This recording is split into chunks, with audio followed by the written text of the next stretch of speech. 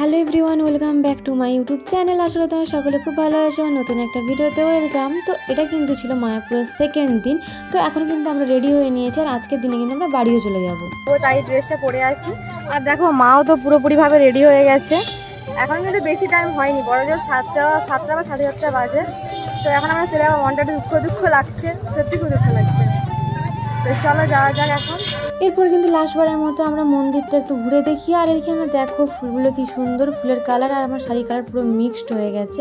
তো এদিকে ছবিটা ভালো আসছিল না, তাই এদিকে মা দাঁড়াতে বললো। আর এদিকে দেখো আমার তো ফুলগুলো বেশ ভালোই লাগছিল, তাই একটু ভাবলাম একটু ভিডিও করে নিই। আর যেহেতু আমরা বাড়ি চলে আসবো, তাই কিন্তু সেদিন আমরা অনেকটাই ভোরে উঠেছিলাম। আর মন্দিরের চারিদিকটা ভোরের বেলা জাস্ট দারুণ লাগছিল দেখতে। তাছাড়া কিন্তু আমরা স্নান টান করেও নিয়েছিলাম, কারণ আমরা মন্দিরের ভিতরে গেছিলাম। আর ঠাকুরের যে সকালবেলা যে আরতি হয় সেটাও আমরা দেখেছিলাম। তো গাইস, আমরা কিন্তু এখন রুম থেকে বেরিয়ে চলে এসেছি। আর যেহেতু আমাদের ট্রেনটা একটু লেট আছে, তাই দেখো এখানে একটু বসে সবাই পিকনিক টাইপের করছে, মানে আমাদের পিকনিকটাও হয়ে যাচ্ছে। সবাই খাচ্ছে এখন চপ আর মুড়ি, এখন আমরা সকালে খাবো। আর এদিকে দেখো মন্দিরটা কি সুন্দর, দেখো কি সুন্দর। আর এখানে সব এত গল্পতে রাস্তা আছে। আর মন্দিরের চারিদিকটা দেখো কি দারুণ দেখতে, এতটা সুন্দর চারিদিকে ফুল। তারপর এদিকে দেখো কত সুন্দর একটা ঝর্ণা আছে, এখানে বসার জায়গা আছে, জাস্ট জায়গাটা অসাধারণ। আবার এখানে একটা ভালো দিকে তাল গাছও আছে। এটা তাল গাছ নাকি গো? ও নারকেল গাছ, আমি তাল গাছ বলি না, সরি এটা নারকেল গাছ।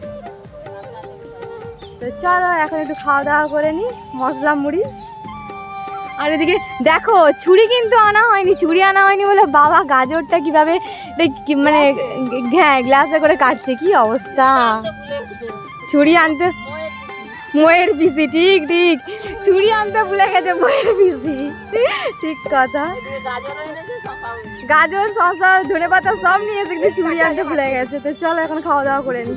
খাওয়া দাওয়া করে নিয়ে আমরা আবার একটু ঘুরতে বেরিয়ে যাই, কারণ আমাদের হাতে অনেকটা টাইম ছিল। তো সেই টাইমটা বসে নষ্ট করবো কেন, তাই না? তো তাই একটু ঘুরতে বেরিয়ে গেছিলাম। আর এখানে দেখো ফুলের গাছগুলো, মানে চারিদিকে এখানে ফুল। আর এখানকার ফুলগুলো জাস্ট দারুণ ছিল, মানে একটা কোনো নষ্ট হয় না, খুব সুন্দরভাবে সাজানো থাকে, কেউ নষ্টও করে না।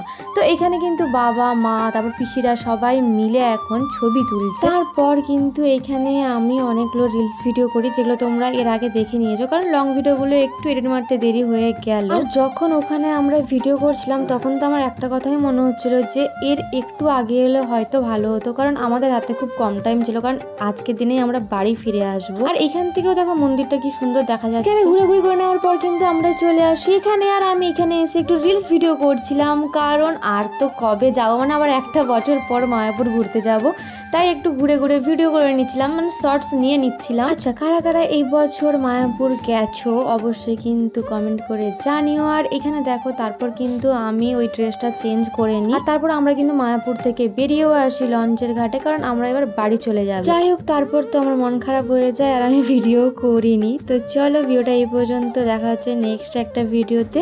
ভিডিওটা লাইক করো, কমেন্ট করো, শেয়ার করো অ্যান্ড সাবস্ক্রাইব করে দিও। টাটা, সকলে কিন্তু ভালো থেকো।